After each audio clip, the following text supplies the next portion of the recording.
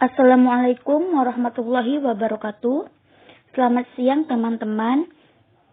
Di sini saya Putri Rizky Damayanti dengan NIM 210-201-0075 dari KPIC akan mempresentasikan tentang model komunikasi Laswell. Pertama-tama saya mengucapkan terima kasih kepada Pak Nanang selaku dosen pengampu mata kuliah komunikasi publik dan massa, dan juga teman-teman KPIC yang saya cintai karena sudah menyempatkan waktunya untuk mendengarkan video singkat dari saya ini. Baiklah teman-teman, kita langsung masuk ke materi yang pertama. Di sini saya akan menjelaskan tentang biografi dari Laswell sendiri. Nama lengkap Laswell yaitu Howard Dwight Laswell. Beliau lahir tanggal 13 Februari tahun 1902. Beliau merupakan seorang ilmuwan yang sangat terkemuka di Amerika Serikat. Selama Perang Dunia Kedua, beliau menganalisis propaganda Nazi dengan tujuan agar bisa mengidentifikasi mekanisme persuasi yang bisa saja berguna dalam mengamankan Hitler dari kekejaman saat perang dan memberikan persetujuan serta dukungan dari Jerman. Lalu, analisa propaganda yang beliau lakukan tersebut dinilai sebagai sebuah perkembangan yang penting dalam hal memahami tujuan dari sebuah propaganda. Makanya beliau itu dinilai sebagai yang membuat terobosan terhadap suatu subjek sehingga bisa memperluas cara pandang tentang cara dan bagaimana tujuan itu bisa dicapai melalui sebuah propaganda. Nah, sekarang kita masuk ke materi tentang model komunikasi Laswell. Sebelumnya, teman-teman dan Pak Nanang, saya akan menjelaskan secara singkat tentang komunikasi dan model komunikasi itu sendiri. Komunikasi mempunyai filsafat yang menyatakan bahwa kehidupan manusia itu ditentukan oleh 3 unsur utama, yaitu unsur biologis, fisik, dan sosial. Lalu, pengertian dari komunikasi menurut Laswell ialah suatu proses penyampaian pesan melalui media massa kepada komunikan yang mengakibatkan adanya efek tertentu. Lalu bagaimana proses komunikasi itu bisa terjadi, teman-teman? Nah, proses komunikasi terjadi jika ada interaksi antara manusia serta di dalamnya itu terdapat penyampaian pesan yang bertujuan untuk bisa mewujudkan motif mengapa komunikasi tersebut bisa terjadi. Nah, salah satunya ialah model komunikasi milik Laswell ini, teman-teman. Model ini merupakan model yang paling terkenal dibandingkan dengan model-model lainnya dalam bidang komunikasi massa. Lalu apa sih yang dimaksud dengan model komunikasi?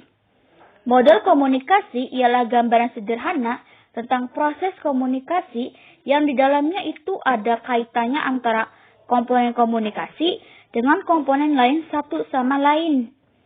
Nah, sekarang model komunikasi massa milik Laswell ini pertama kali dikemukakan oleh beliau pada tahun 1948 dalam bentuk sebuah tulisan yang berjudul The Structure and Function of Communication in Society. Lalu, di sini kita akan membahas mengenai tentang pemikiran Laswell terhadap teori komunikasi massa. Beliau mengidentifikasinya menjadi 3 fungsi komunikasi massa, yaitu surveillance, correlation, serta transmission. Lalu apa sih pengertian dari ketiga hal tersebut? Pertama, surveillance. Surveillance ialah kemampuan media massa memberikan informasi yang berkaitan dengan lingkungan sekitar sebagai tanda penerima informasi tersebut. Lalu yang dimaksud correlation ialah kemampuan media massa memberikan opsi dalam penyelesaian masalah yang sedang dihadapi penerima informasi. Dan yang dimaksud dengan transmission ialah fungsi media massa dalam mensosialisasikan nilai-nilai tertentu kepada penerima informasi. Selanjutnya kita masuk ke 5 persoalan menurut Lasswell, yaitu ada who, what, channel, whom, serta efek. Kita akan bahas satu-satu. Pertama, who. Who bisa kita artikan sebagai sumber teman-teman, atau bisa juga dikenal dengan komunikator, ya orang yang memberikan informasi atau orang yang memulai komunikasi. Nah, selanjutnya kita akan membahas tentang what. What itu bisa dimaksud dengan topik apa yang akan dikomunikasikan oleh komunikator kepada komunikan. Selanjutnya channel adalah alat penyampaian pesan, entah itu secara langsung maupun tidak langsung. Selanjutnya whom. Nah, kalau ada komunikator, tentu saja harus ada komunikan, teman-teman. Nah, whom ini bisa saja kita sebut sebagai penerima informasi atau komunikan. Dan yang terakhir efek atau dampak. Kan biasanya kan sebuah informasi, sebuah komunikasi, misal ambil aja kita contohnya itu komunikator membahas mengenai hijab. Tentu komunikan yang awalnya tidak berhijab setelah melakukan komunikasi dengan komunikator, tentunya saja komunikan tersebut akan mengubah dirinya menjadi lebih baik dengan memakai hijab. Nah, itu efek yang dimaksud, teman-teman. Oke, selanjutnya. Nah, dari awal kan sudah saya bilang bahwa model ini merupakan model yang paling terkenal dalam kajian komunikasi massa. Maksudnya apa? Maksudnya model ini telah banyak digunakan sebagai kerangka analisis. Sebuah komunikasi dikatakan berhasil jika komunikasi tersebut dilakukan bisa mempengaruhi dan membuat paham komunikatornya. Sementara untuk komunikannya sendiri, itu bisa memilih sendiri mau menggunakan teori mana yang sesuai dengan yang disampaikan oleh para pakar. Oke, langsung kita beralih ke materi berikutnya, teman-teman. Selanjutnya itu tentang paradigma model komunikasi Lasswell. Di sini saya membaginya menjadi 3 macam. Yang pertama, pengetahuan. Kedua, perasaan. Ketiga, tingkah laku. Pengetahuan tentu saja berkaitan dengan perubahan kognitif. Perasaan terjadinya perubahan afektif. Dan tingkah laku tentu yaitu terjadinya perubahan psikomotor. Lalu kita mengarah ke materi selanjutnya. Model komunikasi Lasswell tentu saja sama dengan model-model komunikasi lainnya yang mendapatkan kritik dari para ahli komunikator.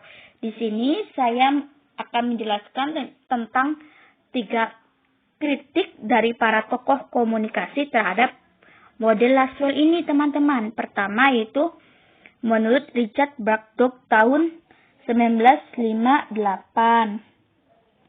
Beliau menganggap bahwa model ini harus ditambahkan 2 elemen komunikasi lagi, yaitu harus menambahkan tujuan komunikasi dan konteks komunikasinya. Lalu menurut Dennis Mickwell dan Sven Windal tahun 1993, model ini dapat ditransformasikan ke dalam sebuah kotak besar yang di dalamnya itu menggambarkan setiap elemen-elemen komunikasi beserta keterkaitannya. Nah, kritik terakhir itu berasal dari Greenberg dan juga Salwen tahun 2008. Model ini hanya bisa menggambarkan pada beberapa elemen proses komunikasi saja. Tetapi itu semua tidak berarti bahwa model ini menggambarkan cakupan studi dari semua komunikasi massa. Selanjutnya kita akan membahas mengenai fungsi dari komunikasi Lasswell ini. Saya membaginya menjadi 3 macam fungsi, yaitu yang pertama mengawasi lingkungan untuk mengingatkan masyarakat akan adanya bahaya dan peluang dalam lingkungan mereka. Kedua, bisa menjadi sebuah korelasi pada bagian masyarakat yang merespon lingkungannya. Dan yang ketiga, terjadinya transmisi warisan antara satu generasi ke generasi berikutnya. Tentunya komunikasi Lasswell ini memiliki kekurangan serta kelebihannya. Pertama, saya akan membahas kelebihannya sendiri. Di dalam PPT, saya menyampaikan 3 buah kelebihan. Yang pertama, membantu mendapatkan respon dari orang-orang yang mendapatkan informasi baru. Yang kedua, memfokuskan pada aspek-aspek penting komunikasi. Yang ketiga, meskipun Lasswell ini fokusnya di komunikasi verbal satu arah, tetapi model ini dinilai lebih maju dari model-model lainnya. Nah, lalu apa saja kekurangan dari model ini? Saya juga membaginya menjadi 3 macam. Yang pertama, model ini memberi isyarat kehadiran komunikator dan pesan yang bertujuan. Yang kedua, model ini dapat diterapkan ke dalam komunikasi manusia secara langsung, melainkan hanya diterapkan dalam komunikasi massa. Yang ketiga, model ini tidak memiliki konsep tujuan komunikasi itu sendiri. Nah,